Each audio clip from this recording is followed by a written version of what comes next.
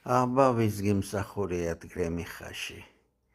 ასეულ ათასობით ქართველ ჯარისკაცს უმსახურია გრემიხაში, სტროიბაჩი, ეს ჩემი თვალით მაქვს ნანახი, ძალიან ბევრი მსახურობდნენ, იქ აშენებდნენ, თუ რამე შენდებოდა, ყველაფერი სამხედრო მშენებლების აშენებულია.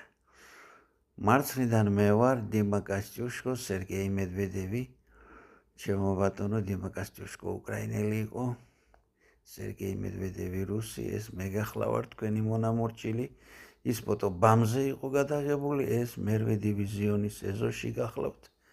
მერვე დივიზიონის გრემიხიდან ბამისკენ მიმავალ გზაზე გახლავთ განთავსებული აი ჩვენი დივიზიონის უკან მოჩანს სასადილო და კურილკა, სადაც ვიჯდებოდით ხოლმე. ხანმოკლე ზაფხულის განმავლობაში ზაფხული სულ გახდათ 2 თვე ფაქტიურად. ივლისი-აგვისტო. მარცხნიდან მე გვერდჩიმიზის ნოდარი ჩოგაძე, განსვენებული ღმერთმა აცხონოს ხულოს რაიონის სოფელი ქედლებიდან. ჩემო ბატონო,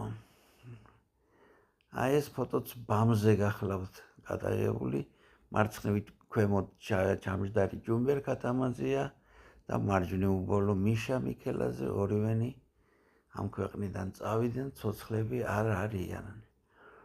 აი ამ ფოტოზეც კურილკა გახლავთ, აი აქ მარცხნიდან მეოთხე რეზო ტაბიძეა, რომელიც ასევე გარდაიცვალა. აღარ არის ცოცხალი, ქობულეთის რაიონის სოფელი მუხაესტატედან. აქ მარჯვნიდან პირველი მე გახლავართ, ჩვენი მერვე დივიზიონი და ფონზე აწერია ჩვენი სამხედრო ნაწილის ნომერი, უნიშნავდა მერვე დივიზიონს.